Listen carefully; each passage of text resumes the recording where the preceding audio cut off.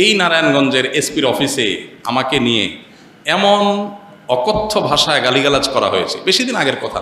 এবং এই সিদ্ধিরগঞ্জ থানার ওসি ছিলেন, আমি নাম আর বললাম না, ওসি সাহেব তিনি ভালো মানুষ ছিলেন, আমার পক্ষে ছিলেন। আমি একটা মাসআলা দেওয়ার কারণে সেখানে আমাকে ডেকে নিয়ে অকথ্য গালিগালাজ, আর ওসিরে বলতেছে যে থানায় নিয়া প্লাস দিয়া হাত পায়ের নখুটে দিবা, আমার সামনে বসায় রেখে। বুঝতে পেরেছেন?